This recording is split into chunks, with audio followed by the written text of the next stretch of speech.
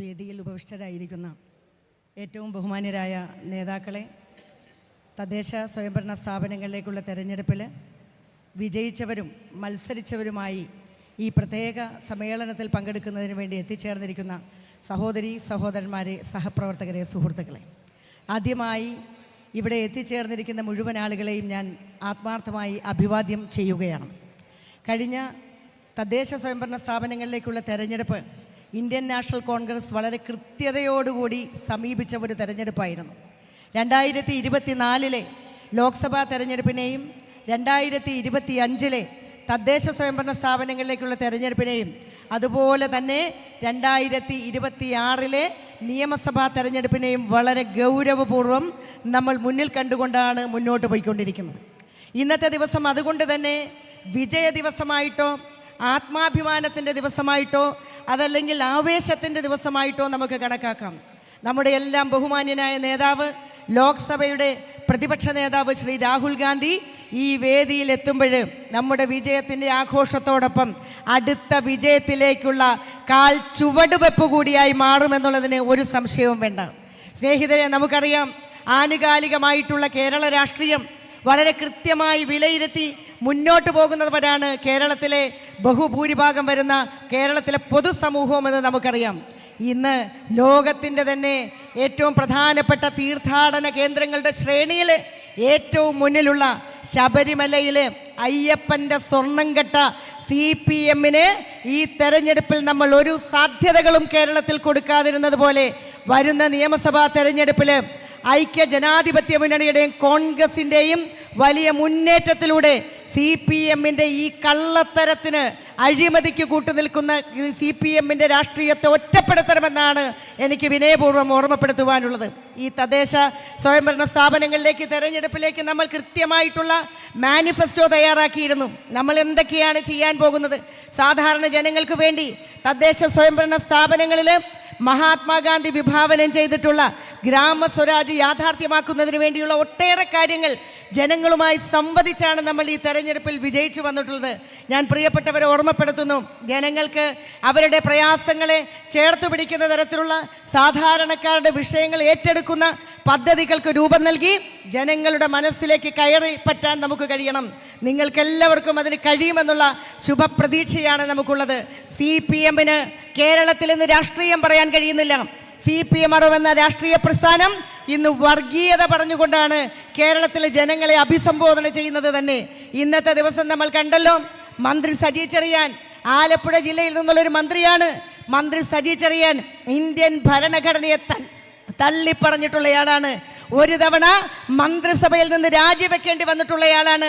Indian ഭരണഘടനയെ ചൂണ്ടിക്കാണിച്ചുകൊണ്ട് കുന്തവും കുടച്ചക്രവും എന്ന് പറഞ്ഞ അതേ സജി ചെറിയാൻ ഇന്നത്തെ പ്രസ്താവനയുടെ അടിസ്ഥാനത്തിൽ മന്ത്രിസഭയിൽ നിന്ന് രാജിവെക്കണമെന്ന് അഭിപ്രായപ്പെടുവാൻ ഞാൻ ഈ അവസരം ഉപയോഗപ്പെടുത്തുന്നു. എന്താണ് പറഞ്ഞത്? വിജയിച്ചു വന്ന ആളുകളെ ജാതിയുടെ പേരിൽ, അതല്ലെങ്കിൽ വിജയിച്ചു വന്ന ആളുകളുടെ പേര് നോക്കിക്കൊണ്ട് അവരുടെ ജാതിയിലേക്ക് വിരൽ ചൂണ്ടുന്ന തരത്തിൽ ഇന്ത്യയിലെ ജനാധിപത്യത്തെ പോലും ഇന്ന് തകർക്കുന്ന തരത്തിലുള്ള പ്രസ്താവനയാണ് സജി ചെറിയാൻ നടത്തിയിട്ടുള്ളത്. ഇത് CPM ആകമാനം നടത്തുന്ന പ്രസ്താവനകളാണ്.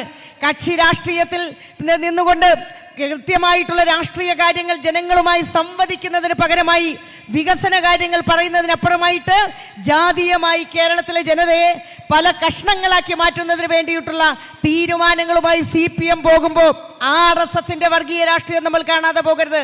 CPM-ഉം അതുപോലെ തന്നെ BJP-യും ഇന്ന് ഒരു നാണയത്തിന്റെ ഇരുപുറങ്ങളുമായി മാറിയിരിക്കുന്നു. കോഴിക്കോട് കോർപ്പറേഷനിൽ BJP-ക്ക് ഒരു സ്റ്റാൻഡിംഗ് കമ്മിറ്റി ഇല്ലാതെ പോയപ്പോൾ CPM ഏത് രീതിയിലാണ് അവരെ സഹായിച്ചത് എന്ന് നമ്മൾ കണ്ടു. ദീർഘമായി ഒരു കാര്യത്തിലേക്ക് ഞാൻ കടന്നു പോകുന്നില്ല. എന്നെ സംബന്ധിച്ച് ഒരു കാര്യത്തിലുള്ള ഒരു വിശദീകരണം കൂടി നൽകുവാൻ ഞാൻ ആഗ്രഹിക്കുന്നു.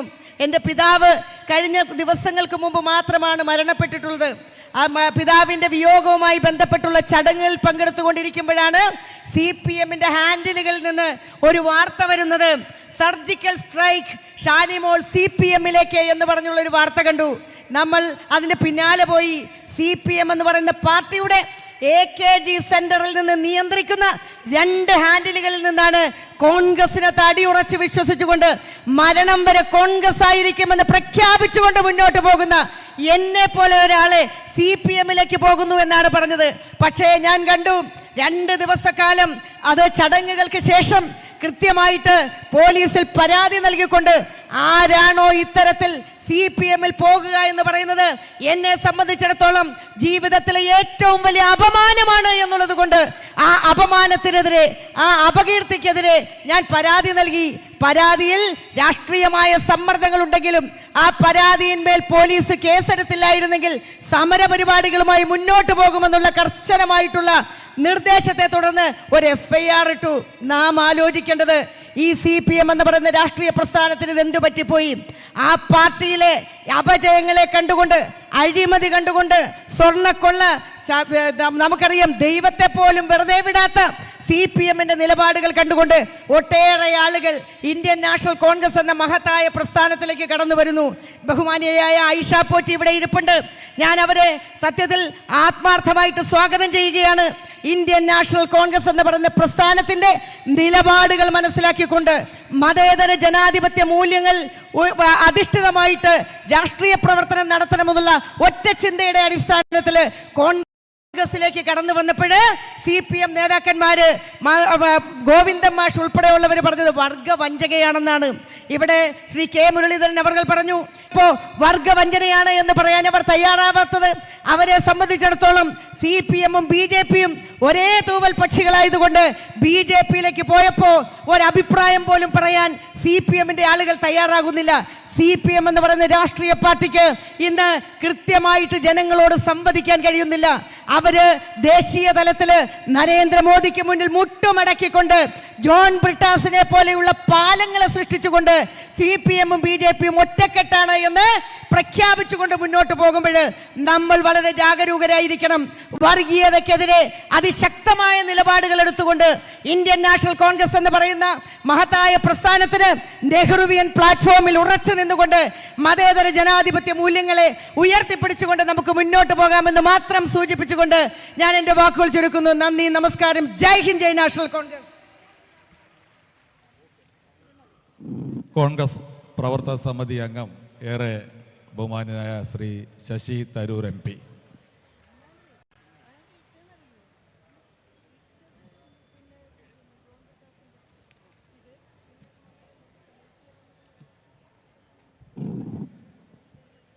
സഹപ്രവർത്തകരെ, സഹോദരി സഹോദരന്മാരെ, ഈ തദ്ദേശ തെരഞ്ഞെടുപ്പ് ജയിച്ചു വന്ന ജനപ്രതിനിധികളായ ജനനായകരെ, ഇവിടെ ഇരിക്കുന്ന എല്ലാ മലയാളികൾക്ക്, എല്ലാ വോട്ടർമാർക്ക്, എല്ലാ കോൺഗ്രസ് വിശ്വാസികൾക്ക് എൻ്റെ വിനീതമായ നമസ്കാരം. നമ്മളിവിടെ ഈ മഹാജന